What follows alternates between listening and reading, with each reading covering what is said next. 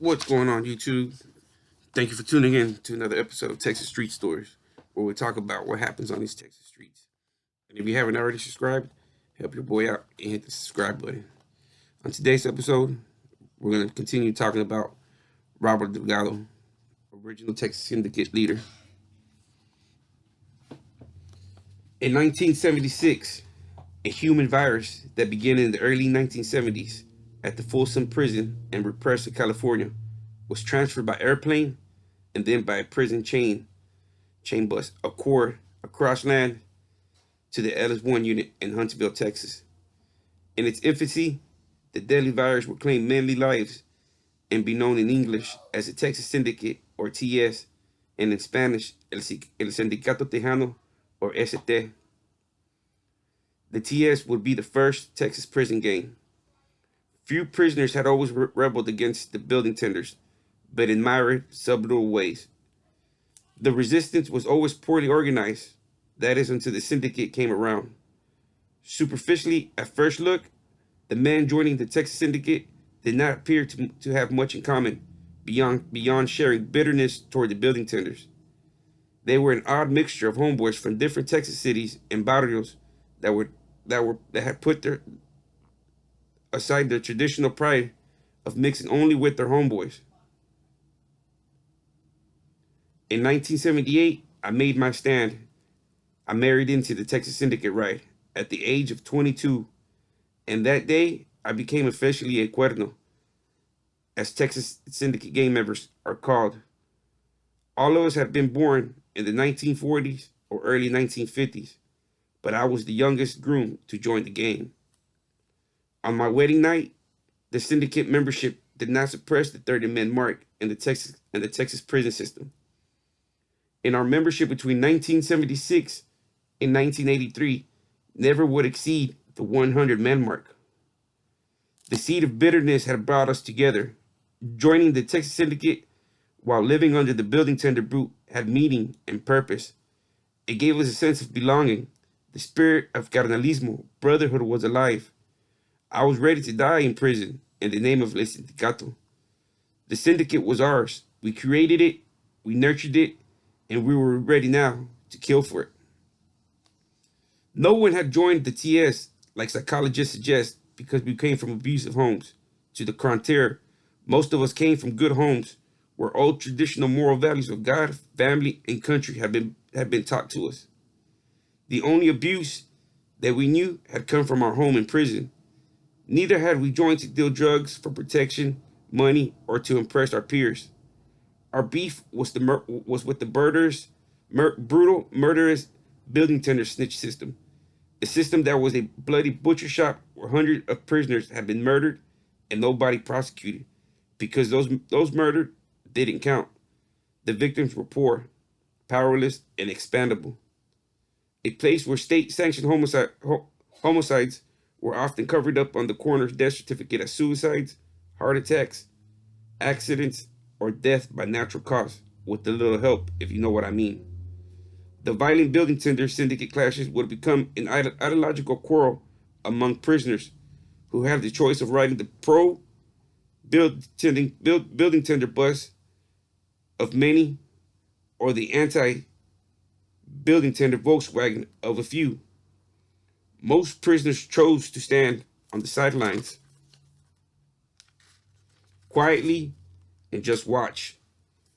The fear of death explains why our membership stayed so low. The thought of standing up to the building tenders petrified with the fear of thousands of prisoners. Then again, we were extremely picky about who we recruited. Sandbox thieves, child molesters, rats, snitches, rapists, homosexuals, imposter tough guys, and other characters of like nature were automatically barred entry. These guys' only interest in wanting to join was to create a false image of toughness for themselves, or wanted to join for protection. We were not image makers, and neither did we give protection, but dispatched retribution. The bottom line is that the TS had originally simply come together against the building tender aggression. We had people with good motives we were now to do bad things. The TS portrayed itself before the prisoners with an image of a heroic biblical David fleeing stones at a larger and more devilish Goliath, the building tenders. Just as a bee collector must get uneasy at spotting killer bees at his beehive, the TS likewise made the prison officials feel uneasy. Every brown face was seen as a potential Texas Syndicate member. God had blinded the enemy's sense as to our true numbers. Had the BTs not have been deceived as to our true numbers, they could have struck first. Had they done so, they could have kicked dust over our graves and forgotten us. But there was one nagging question: how could we bring over 3,000 building tenders and the prison officials that protected them to size with an army of less than 100 men? The answer was in hand.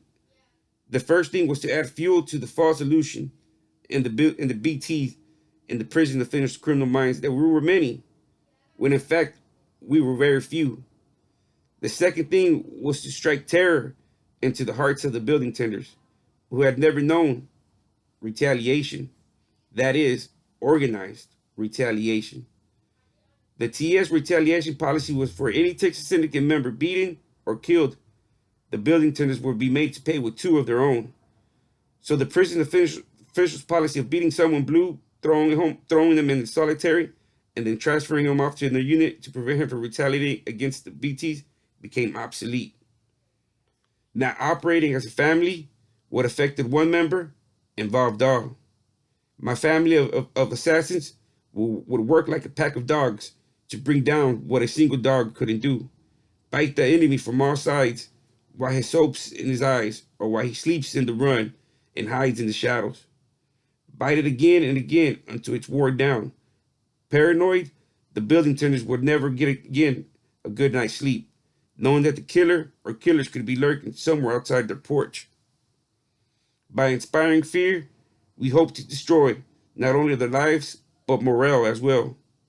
We were filled with daring wit and collective spirit, with no act too crazy for us to attempt. We saw the world in black and white. You were either evil or good. Now men who had been born as innocent babies were of age to decide for themselves which of the 2 paths they would follow, evil or good. None of the syndicate members saw themselves as evil, perhaps bad, but not evil. Organized, the idea was to strike terror into the hearts of the evil. It was the only language evil people understood, the fear of retaliation and death. Destroying the building tender system through violence was impossible. You could kill one, and within an hour, a replacement had been found by the warden to take his place. But just like certain drugs can put cancer into remission, we too could put the building tenders into remission by offering them the choice between life and death. The building tenders for almost a century had looked unbeatable, but they turned out to not to be invulnerable to the fear of the blade. Our new idea was crazy, and that if we failed, we most likely would all die. But I felt half dead already, so it didn't matter that much. The rage within my mind and heart had reached a climax after witnessing so much abuse within the perimeters of a 4-block fence in city. To lose the fight or die, it didn't matter anymore. The idea was to meet every challenge just as I did as a youth. Besides, in the back of my mind, I knew the wrong to be committed did not arise from any desire for personal gain, but from my deep spiritual commitment embedded in my mind as a youth, that if wrong exists, one must take active steps to stop it, regardless of the consequences to oneself. In 1979, after getting the customary beating from ranking officers and completing my solitary stints at the Darrington unit for planting my Aggie deep blade in the building tender school and stabbing a building tender turnkey, I earned my bus ticket to Eastham.